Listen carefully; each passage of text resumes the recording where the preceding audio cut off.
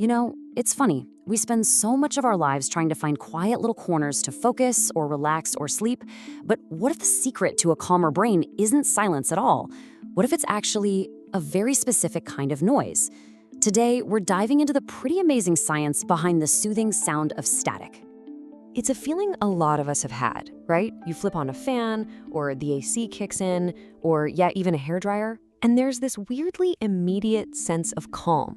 It just kind of washes over you. But why? How on earth does adding more noise to a room actually make your brain feel more settled? That is the exact question we're gonna unravel today. I mean, we've all been taught for years that noise is the bad guy. It's the enemy of getting things done, the opposite of peace and quiet. But like most things with the human brain, the real story is so much more fascinating and honestly kind of paradoxical. The truth is, your brain's relationship with sound, it's complicated. So to really get this paradox, we have to start with the sound itself. Let's dig into the science of why that constant roar can feel so good. Okay, so the official term for this kind of sound is white noise. And what it is a sound that contains every single frequency a person can possibly hear, from the super low rumbles to the highest hisses, and it plays them all at the exact same intensity. Think of the static from an old TV set, or just the steady hum of a fan. That's white noise. So why is one type of noise calming while another is jarring? Well, it really just boils down to one word: predictability. A car horn or a dog barking makes you jump because it's a sudden, unpredictable spike of sound. Your brain immediately flags it like, hey, pay attention to that. White noise, though, is like this smooth, consistent wall of sound. There are no sudden peaks, no valleys, it's just there. And because it's so predictable, your brain pretty quickly learns to just ignore it. That consistency is the secret sauce. So how does this wall of sound actually help us out? Well, the first and maybe most obvious reason is a cool phenomenon called sound masking. You can think of it like your brain putting up its own personal noise shield. This masking effect is all about raising what's called your brain's auditory threshold. Basically, that's the level a sound has to reach before your brain even bothers to register it as a distinct thing. By creating this constant blanket of sound, white noise makes it way harder for other, more annoying sounds to break through. And this has some really obvious practical benefits. That door slamming down the hall, the siren wailing a few blocks away. The white noise doesn't get rid of them, but it shrinks the difference between the background hum and that sudden spike. So the result is you're way less likely to be jolted out of sleep or have your focus completely shattered. This is exactly why those sound masking systems are so popular in big open offices. They create a little bubble of privacy by just blurring the conversations around you. But here's the thing, sound masking is only half the story. The truly mind-bending part is what happens inside your brain. It actually goes way beyond just blocking out sounds and gets into the territory of boosting your brain's performance. For real. And this is where we hit that central paradox again.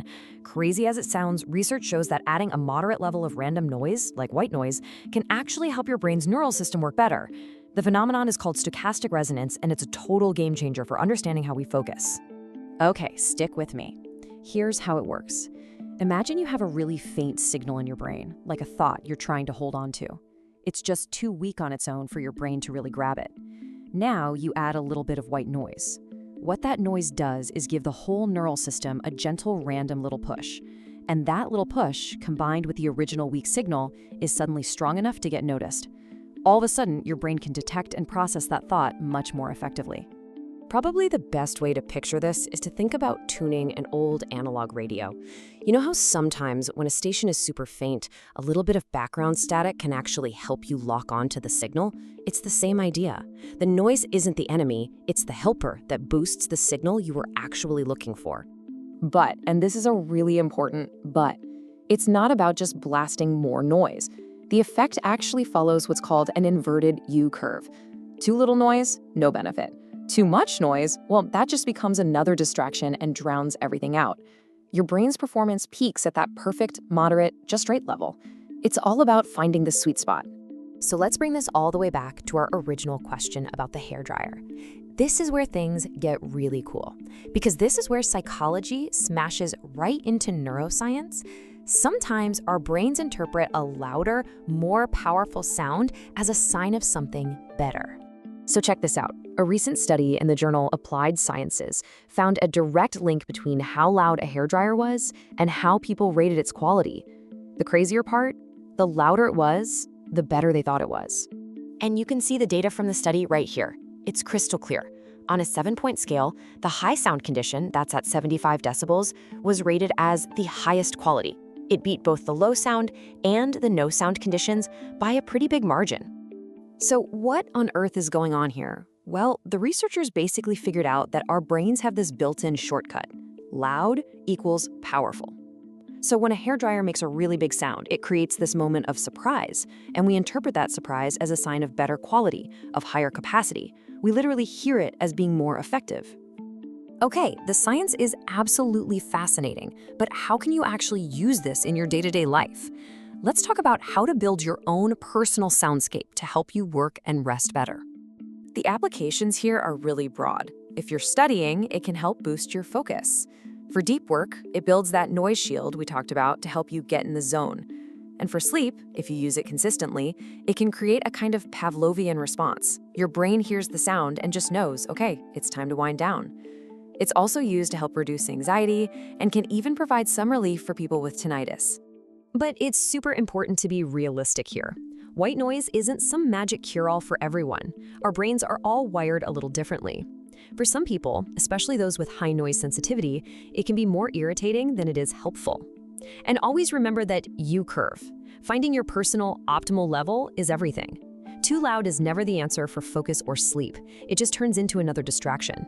So in the end, maybe the biggest takeaway from all this is that your brain isn't actually looking for perfect silence. What it's really craving is a predictable, consistent world of sound where it can feel safe, focus on what really matters, and just filter out all the junk. So the next time you find yourself relaxing to the roar of a fan, you'll know it's not just you. It's your brain finding its perfect signal in the static.